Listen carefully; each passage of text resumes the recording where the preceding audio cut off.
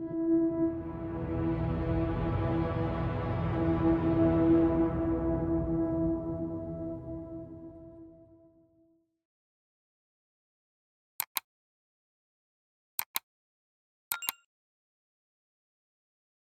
evening, all, and thank you for tuning in to tonight's story. If you enjoy it, please remember to subscribe and like the video so we can continue bringing you more horror stories.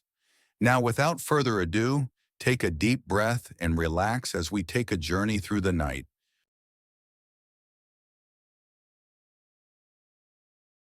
The forest was deep, old, and silent, except for the sound. It started faint, just loud enough to hear if one really focused on it. Tick, tick, tick. Isaac Carter had been hiking alone for 3 days. His girlfriend Sarah took a trip to see her parents, and he decided to go hiking. Stress from work had taken a toll on him, to the point where nightmares kept him thrashing about at night, unable to get any sleep. In the span of 5 days, he had gotten maybe 7 hours of sleep. It was his supervisor who actually suggested the trip away. Isaac was having a fantastic time.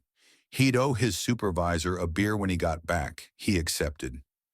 He enjoyed the solitude, the quiet retreat from the constant noise of the city. Out here, there was only the wind through the trees, the crunch of soil under his boots, and the rhythmic pull of his breath. But now there was something else, something unnatural that tore him away from the bliss he got while walking in the woods.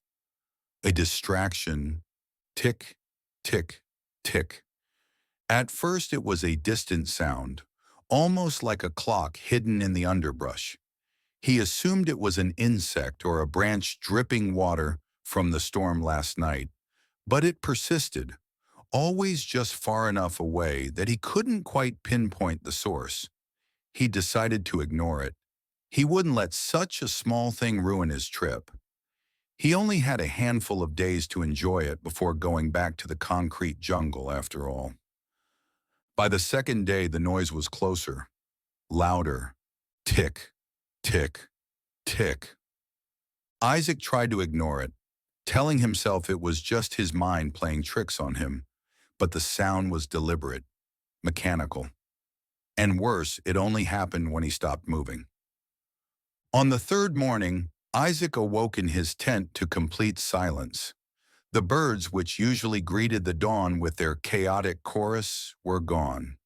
Even the wind had stilled, leaving the air dense and humid. He unzipped the tent flap and stepped into the cool shade of the forest. Everything was untouched. His food bag still hung from a nearby tree, untouched by scavengers. And yet, tick, tick, tick. The sound was right behind him. Isaac spun, heart hammering against his ribs. There was nothing but the trees, their thick trunks stretching upward like pillars to some unseen cathedral. He swallowed hard, his throat dry. His hands trembled as he reached for his canteen, taking a slow sip to steady himself. He forced a laugh. Jesus, I need to sleep.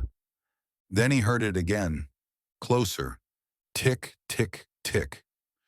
Isaac stumbled backward, eyes darting between the trees. A bead of sweat trickled down his temple. Something was following him. He packed up his campsite in record time, stuffing his gear into his backpack with shaking hands. He needed to move, to get away from whatever was out there. Maybe there would be a place by the river a ways down the trail. The trickling water would drown out the terrible ticking noise. The day wore on, the sun shifting through the trees, dappling the ground with golden light. Isaac hiked faster than usual, driven by an increasing sense of unease. The deeper he went into the forest, the more he noticed something was wrong. Not only should he have reached the river by now, but there were no animal sounds, no rustling of squirrels, no distant cry of birds.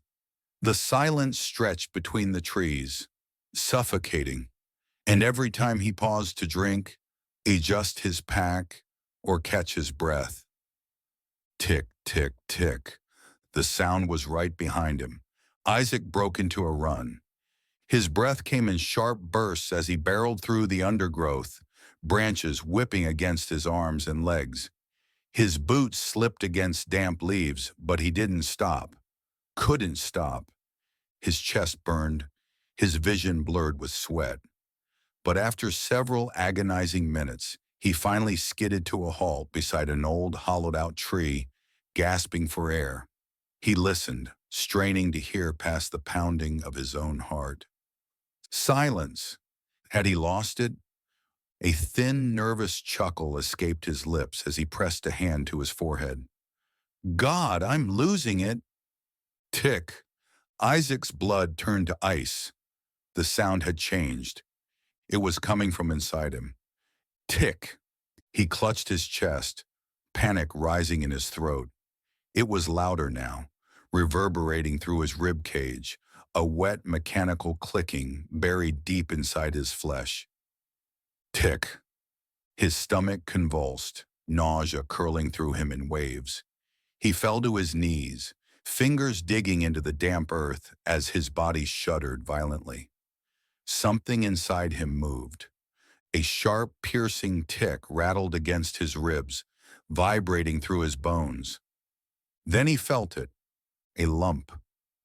Just below his sternum, something shifted beneath the skin. Isaac let out a strangled gasp, scrambling to pull up his shirt. His breath tightened as he stared at his abdomen, the flesh just above his navel bulging outward, twitching as if something were alive inside him. No, no, no, no. What the fuck? His voice broke into a scream as he pressed his fingers against the swelling, feeling something hard and metallic clicking against his ribs. Tick. A fresh wave of nausea sent him retching into the dirt. A thin stream of bile dribbled down his chin, but the thing inside him kept moving. Tick. His vision blurred as black spots danced at the edges of his sight. He fell back against the tree, his breath ragged.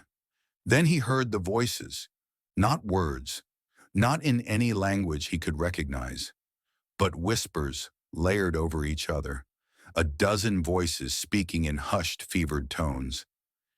Inside his head, his fingers clawed at his stomach as panic consumed him. He needed to get it out. Now his knife. He fumbled for it with shaking hands, the handle slick with sweat. The blade caught the fading sunlight as he pressed it against his own skin. Deep breath. Tick. The pain was instant and blinding. The steel bit deep, a hot line of fire slicing across his abdomen. His body convulsed as warm blood spilled over his trembling fingers. Tick. He dug deeper, widening the wound. Something shifted beneath his flesh. Tick. His fingers trembled as he pried the wound open, forcing the slick edges of muscle apart. His body screamed in agony, but he kept going, digging into himself. And then he saw it, a glint of metal. Small, intricate gears embedded deep within his flesh, nestled between his organs. A tiny, pulsating clock, ticking wetly inside his body. Tick. Isaac let out a choked sob, fingers desperately clawing at the foreign object. He pulled, feeling tissue rip as the gears resisted, their tiny teeth sinking into muscle and sinew. Tick. His vision darkened at the edges. His pulse slowed. The voices inside his head grew louder, their whispers becoming a single suffocating chorus. Tick. His breath hitched. His limbs weakened. His fingers slipped against the blood-slick gears. He couldn't pull it out. Tick, tick, tick. His body went still. Blood pooled beneath Isaac as the life drained from him. His fingers still clutched at his open chest wound, feeling for something that was never there. As he drew his final breaths, the sound echoed in his mind. Tick, tick, Tick.